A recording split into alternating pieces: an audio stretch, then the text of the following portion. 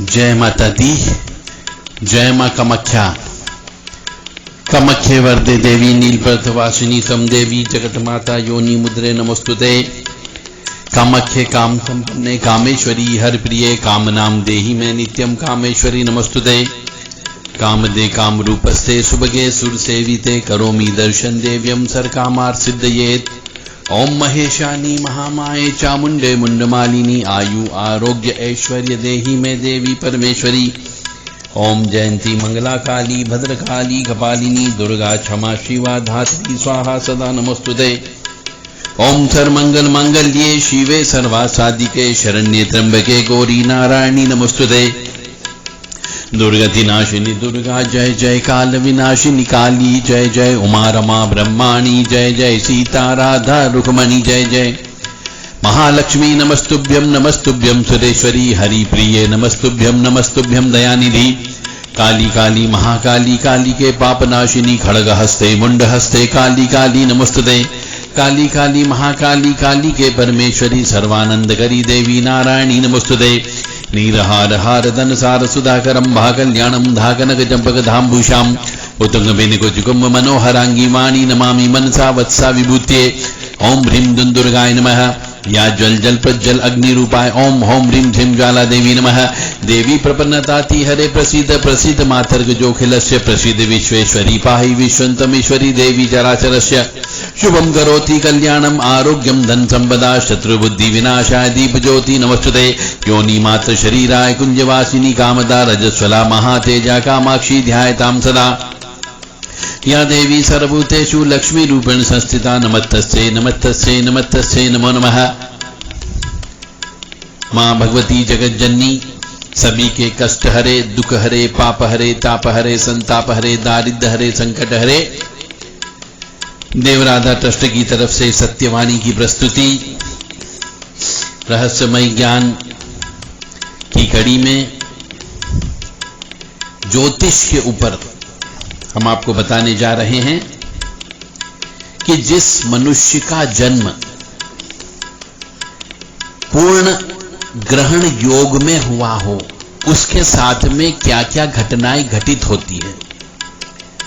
पूर्ण ग्रहण योग का मतलब है अमावस्या के दिन जन्म हुआ हो और साथ में ग्रहण भी हो। यानी कि जन्म पत्रिका में जो लग्न चार्ट होता है उसमें यदि सूर्य चंद्र और राहु एक ही घर में बैठा हुआ हो तो उसे पूर्ण ग्रहण योग कहते हैं। यह युक्ति जो है वर्ष में एक बार ही आती है, बार बार नहीं आती। किसी भी माह की अमावस्या के दिन या शुक्ल पक्ष की प्रतिपदा के दिन यह युक्ति संभव होती है। ग्रहण के समय जन्मे कोई भी व्यक्ति जन्मा हो इसके बहुत तीव्र फल मिलते हैं। यह युक्ति सूर्य पर राहु के प्रभाव को दर्शाती हुई सूर्य ग्रहण को ही प्रतिबिंब करती है, क्योंकि इस दिन चंद्रमा की छाया सूर्य को ढकती है। अब इसके बारे में कहा गया है कि जिसका जन्म यदि अमावस्या के दिन और ग्रहण के दिन हुआ हो, यानी लग्न पत्रिका में राहु सूर्य और चंद्र एक साथ बैठा हुआ हो, वह व्यक्ति कैसा होगा। यदि स्त्री को चंद्रमा सूर्य ग्रहण में प्रसव होता हो, यानी कि उस दिन जिस दिन राहु सूर्य और चंद्र एक ही साथ बैठे हुए हो उस दिन यदि उसके यहाँ बच्चा पैदा होता है, या ऐसी लड़की जो पहली बार रजस्वला से होती है राहु सूर्य और चंद्र की दशा के अंदर, तो स्त्री के शरीर में पीड़ा बहुत होती है और वह रोगिणी अवश्य होती है और भयंकर कष्टों को भुगतती है। सब कृपया अपनी अपनी पत्रिकाएं चेक करें और जिस स्त्री को भयंकर पीड़ा होती हो वह भी इस बात को अवश्य ध्यान में रखें कि राहु सूर्य और चंद्र कहीं किसी भी भाग में एक साथ तो नहीं बैठा हुआ है। इन तीनों ग्रहों की युक्ति वाले जातक के परिवार में पुत्र संतान के लिए कष्ट रहता है, यानी पुत्र उत्पन्न नहीं होता है। और जिसका जन्म सूर्य, चंद्र और राहु जिस भी भाग में बैठा हुआ हो तो उसके पिता का वर्ताव जो है संदेहास्पद होता है। और ऐसा बालक युवावस्था तक उसकी मां बीमार रहती है। और जातक का पुत्र छाया से संबंधित काम करता है। सूर्य ग्रहण जो है आत्मा व प्राण तत्व को प्रभावित करता है, तो जातक के प्रतिपक्ष को भी प्रभावित करता है। और नाड़ी ग्रंथ में ऐसा बताया गया है कि ऐसा बालक के परिवार में पुत्र संतान हेतु समस्या होती ही है। पिता की मृत्यु अन्य स्त्रियों के संसर्ग की वजह से होती है और पिता की मृत्यु संशयात्मक कारणों से होती है। पता ही नहीं चलता पिता क्यों मर गया। और भी ग्रंथ के अनुसार पिता की मृत्यु जल भय से भी होती है। और कहीं कहीं ऐसा भी हुआ कि निम्न वर्ग के लोग जो है मृत्यु का कारण बनते हैं।